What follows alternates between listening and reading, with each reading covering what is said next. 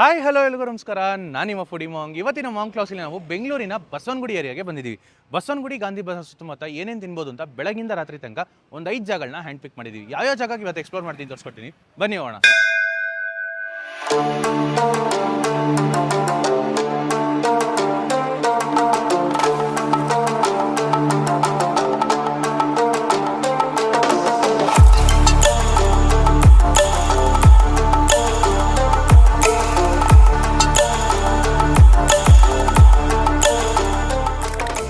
ಇವತ್ತಿನ first pit stop ಆಗಿ ಒಂದು ರಾಯಲ್ ಆಗಿರ್ತಕ್ಕಂಥ ಬ್ರೇಕ್ಫಾಸ್ಟ್ ಮಾಡೋಣ ಅಂತ ನಾವು ಬಸವನಗುಡಿಯ ಗಾಂಧಿ ಬಜಾರ್ ಮೇನ್ ರೋಡಲ್ಲಿ ಲೊಕೇಟ್ ಆಗಿರ್ತಕ್ಕಂಥ ಒಂದು ಹೋಟೆಲ್ಗೆ ಬಂದಿದ್ದೀವಿ. ಈ ಜಾಗದ ಬಗ್ಗೆ ನೋಡಿದ್ರೆ 1986 ಶುರು ಮಾಡಿ ಸಕ್ಸಸ್ಫುಲ್ ಆಗಿ ನಡ್ಸ್ಕೊಂಡ್ ಬರ್ತಾ ಇದ್ದಾರೆ. ಇಲ್ಲಿ ಹಲವಾರು ರೀತಿಯಾದ ತಿಂಡಿ ತಿನಿಸುಗಳು ಸಿಗುತ್ತೆ. ನಾವೇನು ಟ್ರೈ ಮಾಡ್ತೀನಿ ತೋರಿಸ್ಕೊಡ್ತೀನಿ, ಬನ್ನಿ ಹೋಗೋಣ. ಆತಿಥ್ಯ 1986 ಶುರುವಾಗಿರ್ತಕ್ಕಂಥ ಈ ಈಟರಿ ಆಗಿನ ಕಾಲದಲ್ಲಿ ಜನರ ಮಧ್ಯೆ ಒಂದೊಳ್ಳೆ ಹೆಸರನ್ನ ಮಾಡಿತ್ತು. ಒಳಗಡೆ ಎಂಟರ್ ಆಗ್ತಿದ್ದೇನೆ ಒಂದೊಳ್ಳೆ ಫುಡ್ ಜೊತೆಗೆ ಸಖತ್ತಾಗಿರುವಂತ ರಾಯಲ್ ಎಕ್ಸ್ಪೀರಿಯನ್ಸ್ ಕೊಡಬೇಕು ಅಂತ ಇವ್ರ ಆಂಬಿಯನ್ಸ್ ನ ತುಂಬಾನೇ ಚೆನ್ನಾಗಿ ಡಿಸೈಡ್ ಮಾಡಿದ್ದಾರೆ. ಸೊ ಗ್ರೌಂಡ್ ಫ್ಲೋರ್ ಅಲ್ಲಿ ಕೆಳಗಡೆ ಹೋದ್ರೆ ಮೇಳ ಅಂತ ಕ್ವಿಕ್ ಸರ್ವಿಸ್ ರೆಸ್ಟೋರೆಂಟ್ ಇದೆ.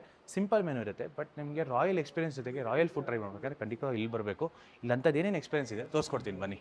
ಇಲ್ಲಿ ಒಳಗಡೆ ಬಂದು ಕೂತಿದ ತಕ್ಷಣ ವೇಟರ್ ನೋಡಿದ್ರೆ ಪಾತ್ರೆ ತಗೊಂಡ್ಬರ್ತಾರೆ. ಏನ್ ಮಾಡ್ತಾರೆ ನೋಡಿದ್ರೆ ರೋಸ್ ವಾಟರ್ ಅಲ್ಲಿ ನಮ್ ಕೈನ ತೊಳಿಸ್ತಾರೆ, ನಂತರ ತೀರ್ಥ ಕೊಟ್ಟು ವೆಲ್ಕಮ್ ಮಾಡ್ಕೊಳ್ತಾರೆ. ಇವರು 1986 ಶುರು ಮಾಡಿದ್ರು. ಮಧ್ಯದಲ್ಲಿ ಸ್ವಲ್ಪ ಬ್ರೇಕ್ ತಗೊಂಡು 1.5 ವರ್ಷ ಹಿಂದೆ ರೀಸ್ಟಾರ್ಟ್ ಮಾಡಿದ್ದಾರೆ. ಇನ್ನ ಫುಡ್ ವಿಚಾರಕ್ಕೆ ಬಂದ್ರಂತೂ ಇವ್ರ ಹತ್ರ ಸ್ಪೆಷಾಲಿಟಿ ನೋಡಿದ್ರೆ 4 ರಾಜ್ಯದ ತಿಂಡಿ ತಿನಿಸುಗಳನ್ನ ಸರ್ವ್ ಮಾಡ್ತಾರೆ. ಯಾವ್ದಾವ್ದು ನೋಡಿದ್ರೆ ನಮ್ ಕರ್ನಾಟಕ, ತಮಿಳುನಾಡು, ಆಂಧ್ರ ಪ್ರದೇಶ ಹಾಗೂ ಕೇರಳ ಫುಡ್. ಅದರಲ್ಲೂ ಇವರ ಸ್ಪೆಷಾಲಿಟೀಸ್ ನೋಡಿದ್ರೆ ತಮಿಳುನಾಡು ಸ್ಟೈಲ್ ಕೊಳ್ಳುಕಟ್ಟೆ, ಅದ್ರ ಜೊತೆಗೆ ನೋಡಿದ್ರೆ ಕಾಂಚೀಪುರಂ ಇಡ್ಲಿ ಹಾಗೂ ದೋಸೆ ವೆರೈಟೀಸ್ ಅಲ್ಲಿ MLA ಪೆಸರಟ್ಟು ಹಾಗೂ ಅಡೆ ಎಲ್ಲ ಸಿಕ್ಕಾಪಟ್ಟೆ ಫೇಮಸ್. ಅಂಡ್ ನಮ್ಮ ಓನ್ ಕರ್ನಾಟಕದ ಮಸಾಲೆ ದೋಸೆ ಇಲ್ಲಿ ನೋಡೋದಕ್ಕೆ ಸೂಪರ್ ಆಗಿರುತ್ತೆ. ಮೇಲ್ಗಡೆ ಬೆಣ್ಣೆನ ಬಾಳೆಲೆಯಲ್ಲಿ ಸುತ್ತಿ ಕೊಡ್ತಾರೆ. ಇಷ್ಟೊಂದು ವೆರೈಟೀಸ್ ಇರುವಂತ ಈ ಜಾಗದಲ್ಲಿ ನಾವು ಹೋಗಿ ಆರ್ಡರ್ ಮಾಡಿದ್ದು ಒಂದು ಕಾಂಚೀಪುರಂ ಇಡ್ಲಿ ಅಂಡ್ ಒಂದು ವೆನ್ ಪೊಂಗಲ್ ಅಂಡ್ 1 ಕಾಫಿ. ನಾವು ಹೋಗಿ ಟೈಮಲ್ಲಿ ಬಿಸಿ ಬಿಸಿಯಾಗಿ ಫ್ರೆಶ್ ಆಗಿ ಪೊಂಗಲ್ ರೆಡಿ ಆಗಿತ್ತು. ಒಂದು ಫುಲ್ ಬೌಲ್ ಪೊಂಗಲ್ನ ಹಾಕಿ ಅದ್ರ ಮೇಲ್ಗಡೆ ನೋಡಿದ್ರೆ ತುಪ್ಪನ ಹಾಕಿ ಕೊಡ್ತಾರೆ. ಅಂಡ್ ಕಾಂಚೀಪುರಂ ಕೊಯಿಲ್ ಇಡ್ಲಿ ಬಗ್ಗೆ ನೋಡಿದ್ರೆ ಅಂತೂ ತಮಿಳುನಾಡಿನ ಕಾಂಚೀಪುರಂ ಅಲ್ಲಿ ಏಕಾಂಬರೇಶ್ವರ ದೇವಸ್ಥಾನದಲ್ಲಿ ನಾನು ಈ ಕಾಂಚೀಪುರಂ ಇಡ್ಲಿನ ತಿಂದಿದ್ದೆ. ಅಲ್ಲಿ ದೇವರಿಗೆ ನೈವೇದ್ಯ ಇಟ್ಟು ಕೊಡ್ತಾರೆ,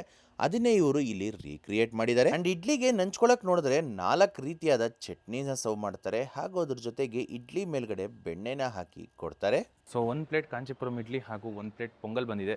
ನೋಡೋಕ್ಕೆ ಎರಡು ಸೂಪರಾಗಿ ಕಾಣಿಸ್ತಿದೆ. ಆ್ಯಕ್ಚುಲಿ ಇಡ್ಲಿ ಆಗಲಿ ಹಾಗೂ ಈ ಪೊಂಗಲ್ ಆಗಲಿ ಅದಕ್ಕಿಂತ ಅಕಂಪೈನ್ಮೆಂಟ್ಸೇ ಸಿಕ್ಕಾಪಟ್ಟೆ ಜಾಸ್ತಿ ಇದೆ. 2 ರೀತಿಯಾದ ಸಾಂಬಾರು, 4 ರೀತಿಯಾದ ಚಟ್ನಿ ಹಾಗೂ ಇಲ್ಲೊಂದು ಎಕ್ಸ್ಟ್ರಾ ಒಂದು ಚಟ್ನಿ ಕೊಟ್ಟಿದ್ದಾರೆ. ಅದೇನು ಅಂತ ನಾನು ಆಮೇಲೆ ಹೇಳ್ತೀನಿ ನಿಮಗೆ. ಸೊ ಬನ್ನಿ ಟ್ರೈ ಮಾಡೋಣ. ಇನ್ನು ಇಡ್ಲಿ ಟೆಕ್ಸ್ಚರ್ ವೈಸ್ ನೋಡಿದ್ರೆ ಅಂತೂ ತರಿಯಾಗಿರುತ್ತೆ. ಬೆಣ್ಣೆನ ಸವರ್ಕೊಂಡು ಇಡ್ಲಿನ ಚಟ್ನಿ ಜೊತೆಗೆ ನಂಚ್ಕೊಂಡು ತಿಂತಾ ಇದ್ರಂತೂ ಬೊಂಬಾಟಾಗಿತ್ತು, ಒಳ್ಳೆ ಫ್ಲೇವರ್ಫುಲ್ ಆಗಿತ್ತು. ಕಾಂಚೀಪುರಂ ಅಲ್ಲಿ ಏನಿತ್ತು ಆಲ್ಮೋಸ್ಟ್ ಅದೇ ಸ್ಟ್ಯಾಂಡರ್ಡು ಮ್ಯಾಚ್ ಆಯ್ತು ಅಂತಲೇ ಹೇಳಬೇಕು ತಿನ್ನೋದಕ್ಕೆ. ಆ್ಯಕ್ಚುಲಿ ಈ ಕಾಂಚೀಪುರಂ ಇಡ್ಲಿಗೆ ನನ್ನ ಪ್ರಕಾರ ಈ ಚಟ್ನಿ ಯಾವುದೂ ಬೇಕಾಗಿಲ್ಲ, ಹಂಗೆ ಡೈರೆಕ್ಟಾಗಿ ತಿಂದ್ರೂ ಒಳ್ಳೆ ಫ್ಲೇವರ್ ಇದೆ.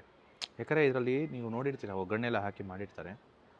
ಇದರಲ್ಲಿ ಇಂಗ್ರೀಡಿಯೆಂಟ್ಸ್ ಹಾಕಿರೋದ್ರಿಂದ, ಮೆಣಸು ಅದೆಲ್ಲ ಇರೋದ್ರಿಂದ ಡೈರೆಕ್ಟಾಗಿ ಹಂಗೆ ತಿಂದರು ಒಳ್ಳೆ ಫ್ಲೇವರ್ ಇದೆ. ಬಟ್ ನಿಮಗೆ ಎಕ್ಸ್ಟ್ರಾ ಫ್ಲೇವರ್ ಬೇಕಾದ್ರೆ ಚಟ್ನಿಗಳ ಜೊತೆ ತಿನ್ಬೋದು. ಹಾಗೆ ಸಾಂಬಾರ್ ಜೊತೆ ಟ್ರೈ ಮಾಡೋಣ ಬನ್ನಿ. ಈಗ ನನ್ನ ಕೇಳಿದ್ರೆ ಪರ್ಸ್ನಲಿ ಸಾಂಬಾರ್ಗಿಂತ ಚಟ್ನಿ ಜೊತೆ ಸೂಪರಾಗಿದೆ, ಖಂಡಿತ ಟ್ರೈ ಮಾಡಿ. ಇನ್ನು ಎಕ್ಸ್ಟ್ರಾ ಚಟ್ನಿ ಒಂದು ಕೊಡ್ತಾರೆ ಅಂತ ಹೇಳ್ತಿದ್ನಲ್ಲ, ಅದ್ರ ಹೆಸರು ನೋಡಿದ್ರೆ ಪುಳಿ ಮೊಳಗ ಅಂತ, ಅಂದರೆ ಕನ್ನಡದಲ್ಲಿ ಹುಳಿ ಮೆಣಸಿನ್ಕಾಯಿ ಅಂತ. ಖಾರವಾಗಿ ಹುಳಿಯಾಗಿ ಪೊಂಗಲ್ ಜೊತೆಗೆ ನಂಚ್ಕೊಂಡು ತಿನ್ನಕ್ಕೆ ತುಂಬಾನೇ ಚೆನ್ನಾಗಿತ್ತು. ಇನ್ನು ನಾವು ಆರ್ಡರ್ ಮಾಡಿರ್ತಕ್ಕಂಥ ಕಾಫಿನ ಕೆಟಲಲ್ಲಿ ತಗೊಂಡ್ಬಂದು ಬ್ರಾಸ್ ಟಮ್ಲರ್ ಅಲ್ಲಿ ಸರ್ವ್ ಮಾಡ್ತಾರೆ. ಒಂದೊಳ್ಳೆ ಬ್ರೇಕ್ಫಾಸ್ಟ್ ನಂತರ ಬಿಸಿಯಾಗಿರ್ತಕ್ಕಂಥ ಸ್ಟ್ರಾಂಗ್ ಫಿಲ್ಟರ್ ಕಾಫಿನ ನಮ್ಮ ಬ್ರೇಕ್ಫಾಸ್ಟ್ ನ ನಾವು ಮುಗಿಸಿದ್ವಿ. ಅಂಡ್ ಬಿಲ್ ವಿಚಾರಕ್ಕೆ ಬಂದ್ರೆ ಅಂತೂ ಟೋಟಲ್ 3 ಐಟಮ್ಸ್ ಸೇರಿ ನಮಗೆ ಇಲ್ಲಿ ಖರ್ಚಾಗಿದ್ದು 349 ರೂಪಾಯಿ. ನೋಡಿದ್ರಲ್ಲ, ಆತಿಥ್ಯಲ್ಲಿ ಒಂದು ಸೂಪರ್ ಆಗಿರ್ತಕ್ಕಂಥ ಬ್ರೇಕ್ಫಾಸ್ಟ್ ನ ತೋರಿಸ್ಕೊಟ್ಟೆ. ಒಂದು ಸ್ಲೋ ಸಂಡೇ ಮಾರ್ನಿಂಗ್ ಬಂದು ಫ್ಯಾಮಿಲಿ ಜೊತೆಗೆ ಅಥವಾ ನಿಮ್ಮ ಲವ್ಡ್ ಒನ್ಸ್ ಜೊತೆಗೆ ಬಂದು ಟ್ರೈ ಮಾಡ್ಬೋದು. ಒಳ್ಳೆ ಬ್ರೇಕ್ಫಾಸ್ಟು, ಒಳ್ಳೆ ಫುಡ್ಡು, ಚೆನ್ನಾಗಿದೆ, ಖಂಡಿತವಲ್ಲೂ ಟ್ರೈ ಮಾಡಿ. ಲೊಕೇಶನ್ ಡೀಟೇಲ್ಸ್ ಎಲ್ಲ ಡಿಸ್ಕ್ರಿಪ್ಷನ್ ಇರುತ್ತೆ. ಈಗ ಸ್ವಲ್ಪ ಬ್ರೇಕ್ ತಗೊಂಡು ನೆಕ್ಸ್ಟ್ ಲಂಚಿಗೆ ಹೋಗ್ತೀನಿ ತೋರಿಸ್ಕೊಡ್ತೀನಿ, ಬನ್ನಿ ಹೋಗೋಣ.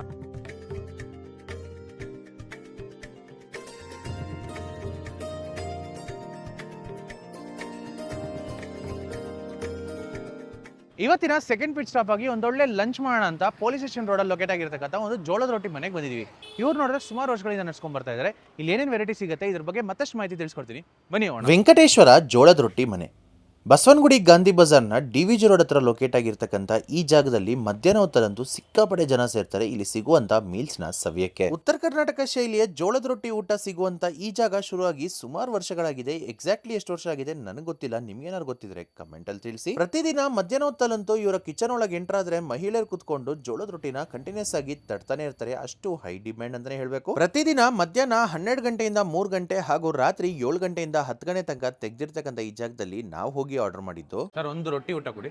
ಜೋಳದ ರೊಟ್ಟಿ ಊಟಕ್ಕೆ ಇವರು 160 ರೂಪಾಯಿ ಚಾರ್ಜ್ ಮಾಡ್ತಾರೆ. ಅದ್ರ ಜೊತೆಗೆ 20 ರೂಪಾಯಿ ಎಕ್ಸ್ಟ್ರಾ ಕೊಟ್ಟು ಒಂದು ಗ್ಲಾಸ್ ಮಜ್ಜಿಗೆ ಕೂಡ ಆರ್ಡರ್ ಮಾಡಿದ್ವಿ. ಸೊ ಟೋಟಲ್ ನಮ್ಗೆ ಇಲ್ಲಿ ಖರ್ಚಾಗಿದ್ದು 180 ರೂಪಾಯಿ. 160 ರೂಪಾಯಿ ಕೊಟ್ಬಿಟ್ಟು ರೊಟ್ಟಿ ಮೀಲ್ಸ್ ತೊಗೊಂಡಿದ್ವಿ. ಎಲ್ಲ ಕಡೆ ನೋಡಿದ್ರೆ ಜೋಳದ ರೊಟ್ಟಿ ಅಥವಾ ಚಪಾತಿ ಊಟ ಅಂತ ಸಿಗುತ್ತೆ, ಬಟ್ ಇಲ್ಲಿ ನೋಡಿದ್ರೆ ಒಂದು ಜೋಳದ ರೊಟ್ಟಿ ಹಾಗೂ ಒಂದು ಚಪಾತಿ ಬರುತ್ತೆ. ಎರಡನ್ನೂ ಟ್ರೈ ಮಾಡ್ಬೋದು. ಹೇಗಿದೆ ನೋಡೋಣ ಬನ್ನಿ. ಮೊದಲಿಗೆ ಸಾಫ್ಟ್ ಆಗಿರ್ತಕ್ಕಂಥ ಜೋಳದ ರೊಟ್ಟಿನ ಎಣ್ಗಾಯಿ ಜೊತೆಗೆ ಟ್ರೈ ಮಾಡಿದ್ವಿ. ಒಂದೊಳ್ಳೆ ಕಾಂಬಿನೇಷನ್ ಅಂತ ಹೇಳ್ಬೇಕು. ಖಾರ ಎಲ್ಲ ಇರಲಿಲ್ಲ, ಮೈಲ್ಡ್ ಫ್ಲೇವರ್ಸ್ ಅಲ್ಲಿ ಚೆನ್ನಾಗಿತ್ತು. ನಂತರ ಮೆಂತ್ಯ ಚಪಾತಿನ ಸೊಪ್ಪಿನ ದಾಲ್ ಜೊತೆಗೆ ನಂಚ್ಕೊಂಡು ತಿಂತಾ ಇದ್ರೆ ಅಂತೂ ತಿನ್ನೋದಿಕ್ಕೆ ಬಹಳನೇ ಫ್ಲೇವರ್ಫುಲ್ ಆಗಿ ಸೂಪರ್ ಆಗಿತ್ತು. ಇನ್ನು ಊಟದಲ್ಲಿ ವೈಟ್ ರೈಸ್ ಬಗ್ಗೆ ನೋಡಿದ್ರೆ ಅಂತೂ ಎಲ್ಲ ಕಡೆ ಇರೋ ತರ ಅನ್ಲಿಮಿಟೆಡ್ ಆಗಂತೂ ಇರಲ್ಲ, ಬಟ್ 2 ಟೈಮ್ಸ್ ಹೊಟ್ಟೆ ತುಂಬಾ ತಿನ್ನೋಷ್ಟು ಬಡಿಸ್ತಾರೆ. ಅನ್ನಕ್ಕೆ ಮೊದಲಿಗೆ ಬಿಸಿ ಬಿಸಿಯಾಗಿರ್ತಕ್ಕಂಥ ಮಿಕ್ಸ್ಡ್ ವೆಜಿಟೇಬಲ್ ಸಾಂಬಾರ್ನ ಹಾಕ್ಸ್ಕೊಂಡ್ವಿ. ಟೇಸ್ಟ್ ವೈಸ್ ಅಂತೂ ಫ್ಲೇವರ್ಫುಲ್ ಆಗಿ ಜಾಸ್ತಿ ಖಾರ ಎಲ್ಲ ಇಲ್ಲದೆ ಮೈಲ್ಡ್ ಫ್ಲೇವರ್ಸ್ ಅಲ್ಲಿ ಚೆನ್ನಾಗ್ ಅನ್ಸ್ತು. ನಂತರ ನೋಡಿದ್ರೆ ಸೆಕೆಂಡ್ ಟೈಮು ಮತ್ತೆ ಅನ್ನನ ಬಡಿಸ್ಕೊಂಡು ಅದಕ್ಕೆ ಸಾರ್ನ ಸರ್ವ್ ಮಾಡ್ಕೊಂಡ್ವಿ. ಸಾರ್ನ ಅನ್ನಕ್ಕೆ ಮಿಕ್ಸ್ ಮಾಡ್ಕೊಂಡು ತಿಂತಾ ಇದ್ರೆ ಅಂತೂ ಡೀಸೆಂಟ್ ಆಗಿ ಚೆನ್ನಾಗಿತ್ತು. ಲಾಸ್ಟ್ ಅಂಡ್ ಫೈನಲ್ ಆಗಿ ಮಿಕ್ಕಿರೋ ಅನ್ನಕ್ಕೆ ಗಟ್ಟಿ ಮೊಸರನ್ನ ಕಲ್ಸ್ಕೊಂಡು ತಿಂತಾ ಇದ್ರಂತೂ ಸ್ಯಾಟಿಸ್ಫೈಂಗ್ ಆಗಿ ಚೆನ್ನಾಗಿತ್ತು ಊಟ. 20 ರೂಪಾಯಿ ಕೊಟ್ಟು ತಗೊಂಡಿರ್ತಕ್ಕಂಥ ಒಂದೊಳ್ಳೆ ಮಜ್ಜಿಗೆಯಿಂದ ನಮ್ಮ ಊಟನ ನಾವು ಮುಗಿಸಿದ್ವಿ. ನೋಡಿದ್ರಲ್ಲ, ವೆಂಕಟೇಶ್ವರ ಜೋಳದ ರೊಟ್ಟಿ ಮನೇಲಿ ಒಂದು ಸೂಪರ್ ಆಗಿರ್ತಕ್ಕಂಥ ಊಟನ ತೋರಿಸ್ಕೊಟ್ಟೆ. ಖಂಡಿತವಾಗ್ಲೂ ಟ್ರೈ ಮಾಡಿ. ಲೊಕೇಶನ್ ಡೀಟೇಲ್ಸ್ ಎಲ್ಲ ಡಿಸ್ಕ್ರಿಪ್ಷನ್ ಇರುತ್ತೆ. ಈಗ ಒಂದು ಸ್ವಲ್ಪ ಹೊತ್ತು ಬ್ರೇಕ್ ತಗೊಂಡು ಸಂಜೆ ಸ್ನಾಕ್ಸ್ ಎಲ್ಲಿ ಸವಿದೀನಿ ತೋರಿಸ್ಕೊಡ್ತೀನಿ, ಬನ್ನಿ ಹೋಣ.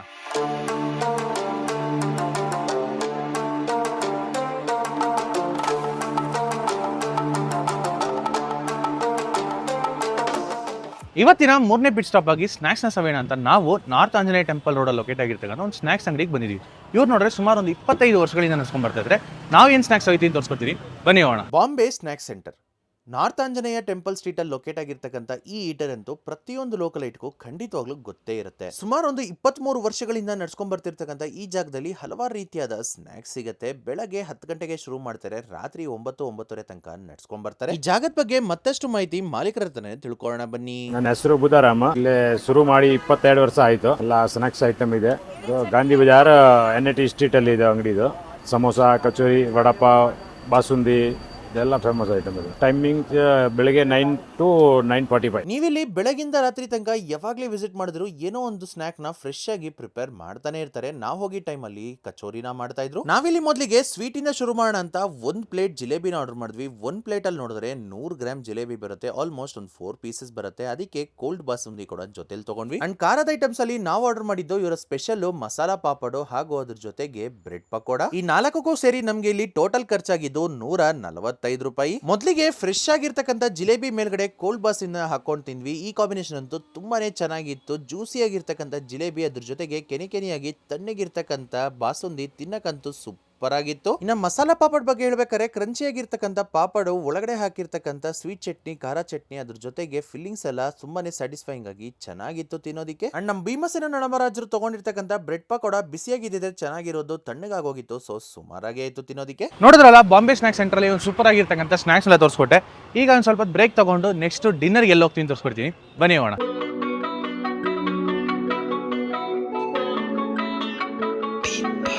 ಇವತ್ತಿನ 4ನೇ ಪಿಟ್ ಸ್ಟಾಪ್ ಆಗಿ ಡಿನ್ನರ್ ಮಾಡೋಣ ಅಂತ ನಾವು ಬಸವನಗುಡಿ DVG ರೋಡ್ ಎಂಡಲ್ಲಿ ಇರ್ತಕ್ಕಂಥ ಒಂದು ಸ್ಪಾಟಿಗೆ ಬಂದಿದ್ದೀವಿ. ಈ ಸ್ಪಾಟಲ್ಲಿ ನೋಡಿದ್ರೆ ಹಲವಾರು ರೀತಿಯಾದ ಚೈನೀಸ್ ಕ್ಯೂಸಿನ ಸರ್ವ್ ಮಾಡ್ಕೊಂಡು ಬರ್ತಾ ಇದ್ದಾರೆ.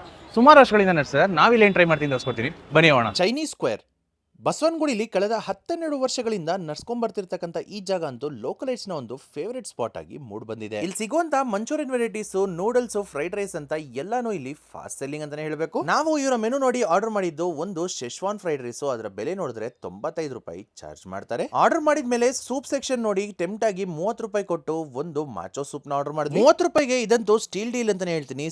ಸಕ್ಕದಾಗಿತ್ತು ಕುಡಿಯೋದಿಕ್ಕೆ. ಇನ್ನು ಫ್ರೈಡ್ ರೈಸ್ ಬಗ್ಗೆ ನೋಡಿದ್ರೆ ಅಂತೂ ಶೆಶ್ವಾನ್ ಸಾಸ್ನ ಹಾಕಿ ವೈಟ್ ರೈಸ್ ಹಾಕಿ ನೀಟಾಗಿ ಟಾಸ್ ಮಾಡಿ ಕೊಡ್ತಾರೆ. ಟೈಮಿಂಗ್ಸ್ ಬಗ್ಗೆ ನೋಡಿದ್ರೆ ಬೆಳಗ್ಗೆ 11 ಗಂಟೆಗೆ ಶುರು ಮಾಡಿದ್ರೆ ರಾತ್ರಿ 11 ಗಂಟೆ ತನಕ ಈ ಜಾಗ ಓಪನ್ ಇರುತ್ತೆ. 95 ರುಪೀಸ್ಗೆ ಇವ್ರು ಕೊಟ್ಟಿರೋ ಕ್ವಾಂಟಿಟಿ ಖಂಡಿತವಾಗ್ಲೂ ವರ್ತ್ ಅಂತಾನೆ ಅನ್ಸ್ತು. ಸೊ ಒಂದು ಶೆಶ್ವಾನ್ ಫ್ರೈಡ್ ರೈಸ್ ಆರ್ಡರ್ ಮಾಡಿದ್ವಿ, ಬಂದಿದೆ, ಟ್ರೈ ಮಾಡೋಣ ಬನ್ನಿ. ಇನ್ನು ಟೇಸ್ಟ್ ವಿಚಾರಕ್ಕೆ ಬಂದ್ರೆ ಅಂತೂ ಫ್ರೈಡ್ ರೈಸ್ ಅಲ್ಲಿ ಉಪ್ಪು ಖಾರ ಎಲ್ಲ ಮೈಲ್ಡ್ ಆಗಿರುತ್ತೆ, ಜಾಸ್ತಿ ಖಾರ ಎಲ್ಲ ಇರಲ್ಲ. ಶೆಶ್ವಾನ್ ಫ್ಲೇವರ್ ಲೈಟ್ ಆಗಿ ಸಿಗ್ತಿರುತ್ತೆ. ಒಂದ್ಸತಿ ಟ್ರೈ ಮಾಡಬಹುದು. ನೋಡಿದ್ರಲ್ಲ, ಚೈನೀಸ್ ಸ್ಕ್ವೇರ್ ಅಲ್ಲಿ ಒಂದು ಸೂಪರ್ ಆಗಿರ್ತಕ್ಕಂಥ ಮ್ಯಾಚೋ ಸೋಪು ಹಾಗೂ ಚೆನ್ನಾಗಿರುವಂತ ಒಂದು ಶೆಶ್ವಾನ್ ಫ್ರೈಡ್ ರೈಸ್ ನ ತೋರಿಸ್ಕೊಟ್ಟೆ. ಮ್ಯಾಚೋ ಸೂಪ್ ಒಂದು ಮಿಸ್ ಮಾಡದೆ ಟ್ರೈ ಮಾಡಿ, ಸೂಪರ್ ಆಗಿತ್ತು. ಲೊಕೇಶನ್ ಡೀಟೇಲ್ಸ್ ಎಲ್ಲ ಡಿಸ್ಕ್ರಿಪ್ಷನ್ ಐತೆ. ಈಗ last and final pit stop ಆಗಿ ಒಂದು ಮದುವೆ ಮನೆ ಸ್ವೀಟಿಂದ ಮುಗಿಸೋಣ ಅಂತ ಒಂದು ಕಡೆ ಹೋಗ್ತಿದ್ದೀವಿ. ಯಾವ ಜಾಗ ಅಂತ ತೋರಿಸ್ಕೊಡ್ತೀನಿ, ಬನ್ನಿ ಹೋಗೋಣ.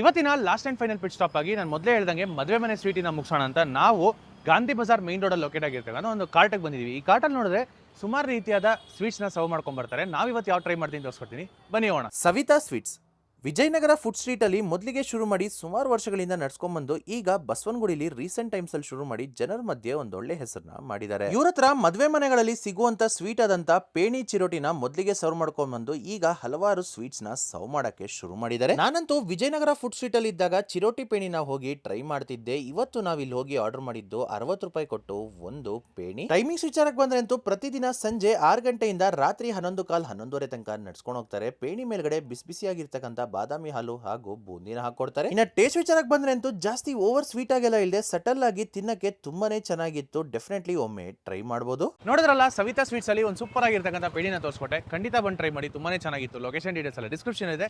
ಇವತ್ತಿನ ವಿಡಿಯೋ ಇಲ್ಲಿಗೆ ಮುಗಿತಾ ಇದೆ. ಇಷ್ಟ ಆಗಿರೋ ಲೈಕ್ ಮಾಡಿ, ಹಾಗೆ ನಿಮ್ಮ ಫ್ರೆಂಡ್ಸ್ಗೂ ಫ್ಯಾಮಿಲಿ ಎಲ್ಲ ಶೇರ್ ಮಾಡಿ. ಇದೇ ತರ ಇನ್ನೊಂದು ಎಪಿಸೋಡ್ ಅಲ್ಲಿ ಸಿಗೋಣ. Until then see you, take care, by.